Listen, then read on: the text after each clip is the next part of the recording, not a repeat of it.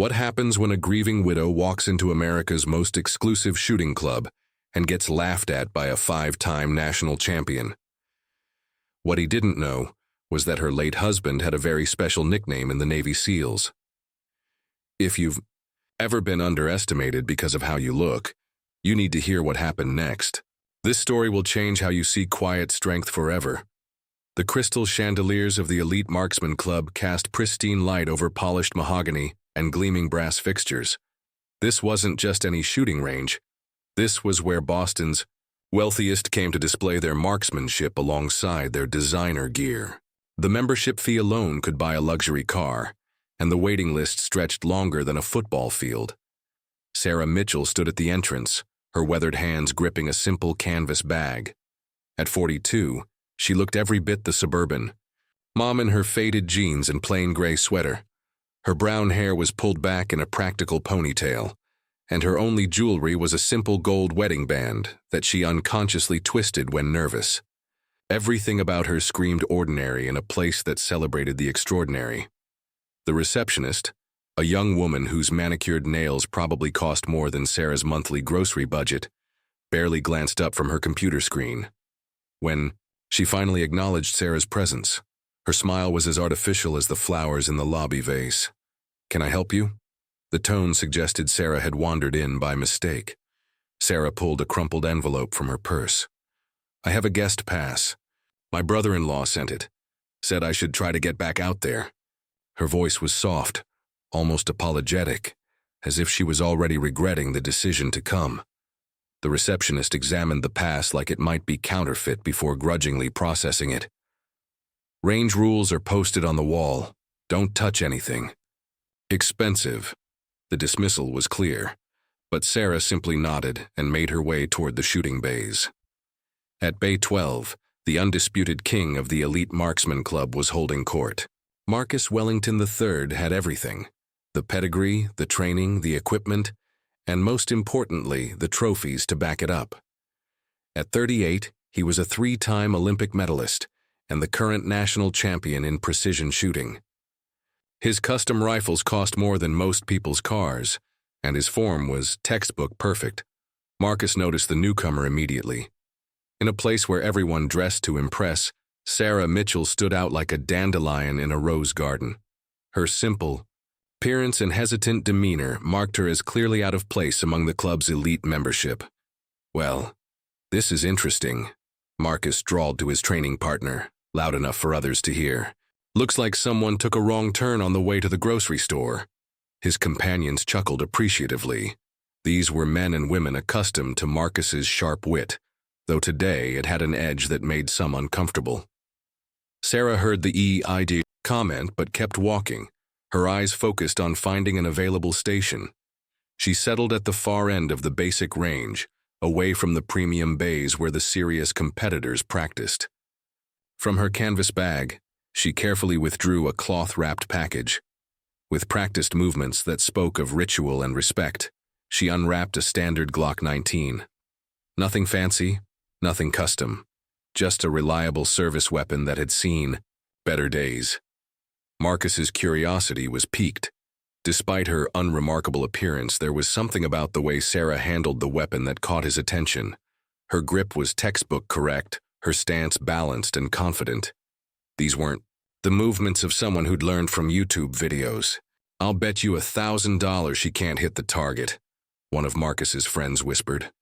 Marcus shook his head, his competitive instincts fully engaged. "Make it 10,000. I bet she's never fired a gun in her life." He strode over to Sarah's station, his designer shooting vest and platinum club pin announcing his status to anyone who might have missed it. "Excuse me, ma'am," he said, his tone dripping with false courtesy. "Are you sure you're in the right place? This is a precision shooting facility, not a beginner's class." Sarah looked up, meeting his gaze with steady brown eyes that held depths he hadn't expected. "I'm just here to practice," she said quietly. Something about her composure irritated Marcus. He was used to people being either intimidated by his reputation or eager to impress him. This woman seemed completely uninterested in either response. "Practice?" He laughed, the sound carrying across the range. "Lady, This isn't a place where you come to learn how to hold a gun. We're talking about serious marksmanship here. How about we make this interesting? $10,000 says you can't hit a bullseye from 50 yards. Sarah's fingers found her wedding ring, twisting it slowly as she considered his words. The gesture was small, unconscious, but it spoke of a habit born from years of anxiety and loss. "I don't have that kind of money," she replied. Marcus's smile widened. He sensed victory already.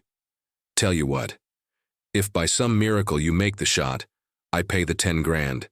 If you miss, you admit. You're out of your league and never come back, fair enough?" The range had grown quiet, other shooters pausing their practice to witness the unfolding drama. Rebecca Harrison, the range master, approached with concern etched on her face. "Mr. Wellington, perhaps we should let our guest practice in peace." "Stay out of this, Rebecca." Marcus cut her off without looking away from Sarah. "We're just having a friendly wager between adults." Sarah's gaze dropped to her wedding ring again, and for just a moment her composure cracked. Those watching closely might have seen her lips move silently, as if she were having a conversation with someone who wasn't there. "All right," she said finally, her voice barely above a whisper. Marcus clapped his hands together, delighted. "Excellent! Ladies and gentlemen, we have ourselves a show." What happened next would be talked about at the elite Marksman Club for years to come. Sarah checked her weapon with movements that were suddenly crisp and professional. Her stance shifted imperceptibly, feet positioning themselves with mathematical precision. Her breathing changed, becoming deep and controlled. And her eyes, those ordinary brown eyes, took on a focus that seemed to see through the target to something beyond. The transformation was subtle, but unmistakable to anyone who knew what to look for.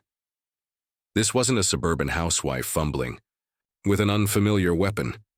This was someone who had been trained by the best. Sarah raised the Glock, her grip textbook perfect, her body absolutely still. The range held its breath as she took aim at the 50-yard target.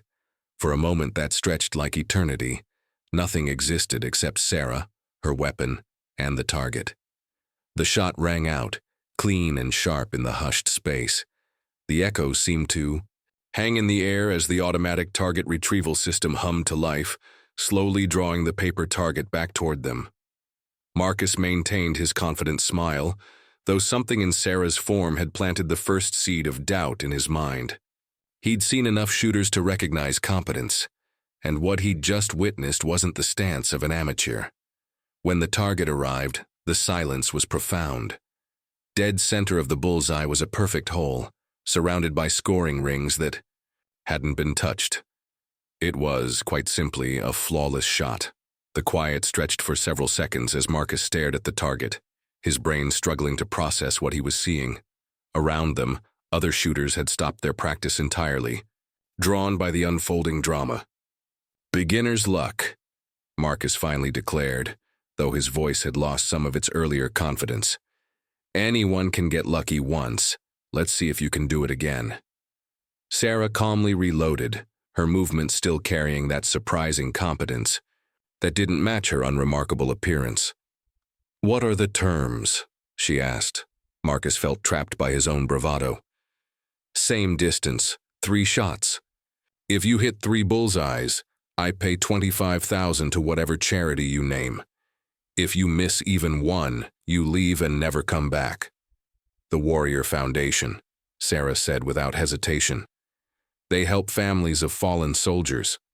Something in the way she said fallen soldiers should have warned Marcus that he was treading on dangerous ground. But his pride and reputation were at stake now, with half the club watching and several people already recording with their phones. Sarah took her position again, and this time Marcus watched more carefully. Her breathing pattern was that of someone who had been professionally trained. Her stance was modified Weaver, the preferred technique of military and law enforcement. Her grip, her sight picture, her trigger control, everything spoke of extensive, expert instruction. The first shot was another perfect bullseye. Marcus felt sweat begin to form on his forehead despite the climate-controlled environment. The second shot split the 10-ring dead center. Marcus's mouth went dry. Before the third Shot. Sarah paused, her hand touching her wedding ring one more time. Her lips moved silently again, and Marcus realized she wasn't talking to herself. She was talking to someone whose memory she carried with her always. The third shot was as perfect as the first two. The crowd that had gathered erupted in spontaneous applause. But Sarah seemed oblivious to the noise. She carefully placed her weapon on the counter and turned to Marcus, whose face had gone pale. $25,000 to the Warrior Foundation, she said quietly. They help military families transition after loss. Marcus stared at the three perfect targets, his mind racing. This level of accuracy wasn't luck, and it wasn't amateur enthusiasm. This was the result of serious professional training.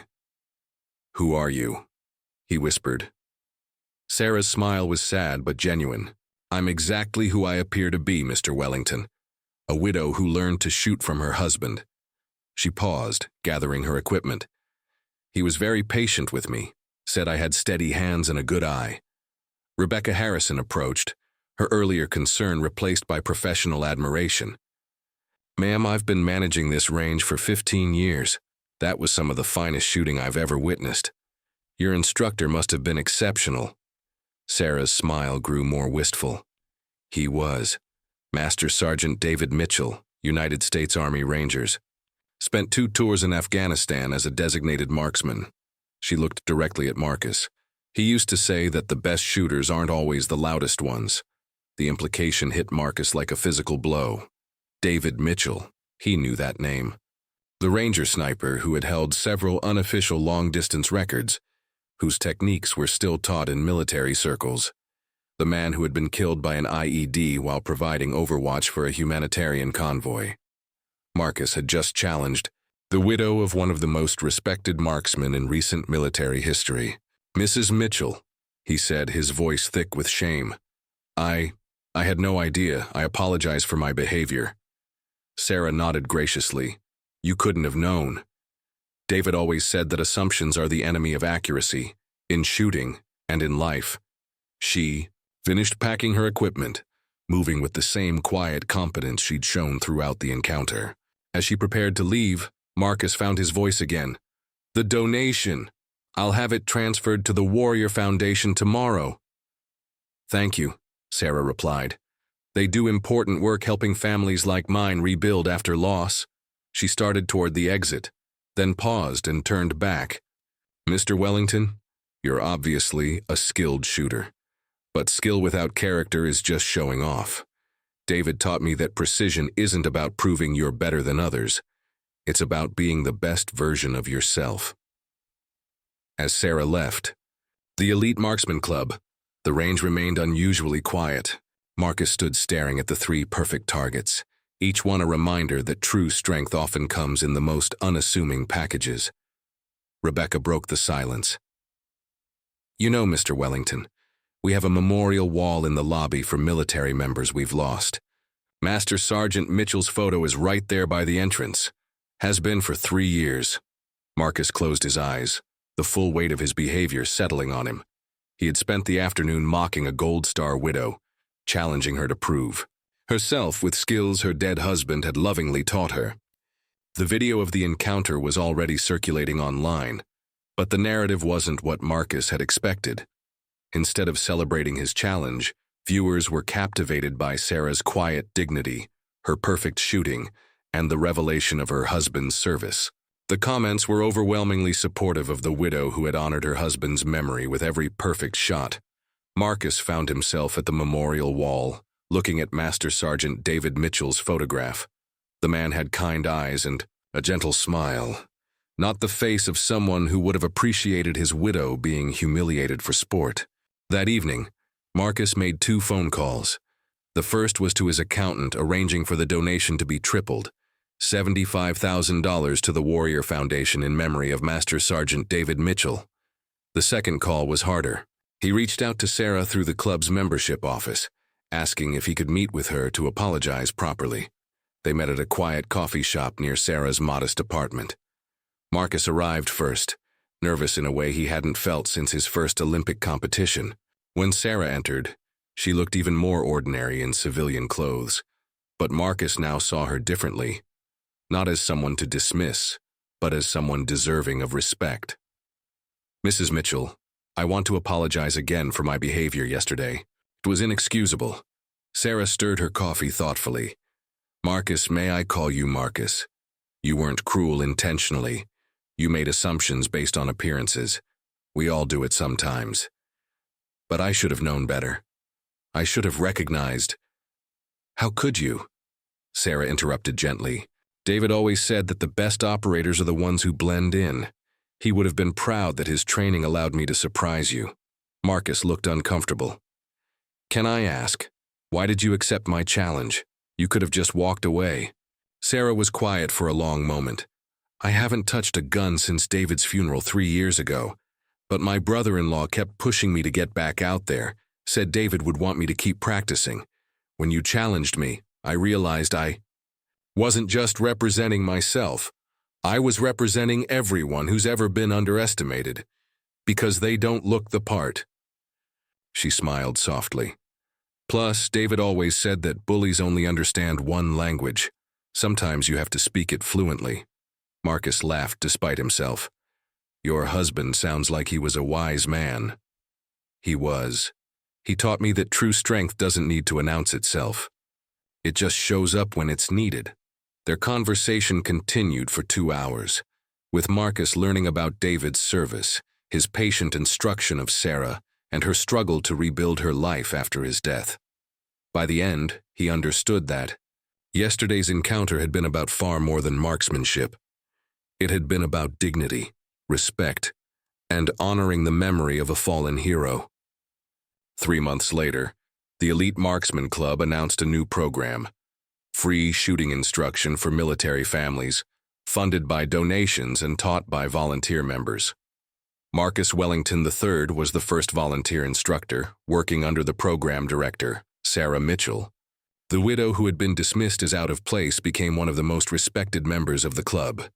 Her quiet competence and patient instruction earned the admiration of everyone who worked with her, from nervous beginners to accomplished competitors. Marcus, for his part, learned to check his assumptions and treat every person who entered the range with respect, regardless of their appearance or apparent experience level. He often told new members about the day he learned that the most dangerous opponents are often the quietest ones. Sarah kept David's memory alive not through grief, but through action. Every student she taught, every perfect shot she fired, every moment of quiet dignity she displayed was a testament to the man who had loved her enough to share his greatest skills. The elite Marksman Club still displays Sarah's 3 perfect targets from that day, mounted in the lobby next to David's memorial photo. Below them, a small plaque reads, "In memory of Master Sergeant David Mitchell, and in honor of all who serve quietly, with strength that speaks louder than words." Sarah never competed professionally, never sought fame or recognition for her shooting abilities. But everyone who met her understood that some victories aren't measured in trophies or titles. They're measured in dignity preserved, respect earned, and the quiet satisfaction of proving that true strength rarely announces itself. It simply shows up when needed, steady and sure as the hands of a woman who learned to shoot from the best teacher of all, someone who loved her enough to prepare her for a world that might underestimate her, but could never diminish her. If this story moved you, please hit that like button and share it with someone who needs to remember that their quiet strength matters. Have you ever been underestimated because of how you looked or where you came from? Drop a comment below and tell us how you proved them wrong. And don't forget to subscribe for more incredible stories of ordinary people doing extraordinary things. Remember, the loudest person in the room isn't always the strongest. Sometimes the most powerful shot comes from the quietest gun.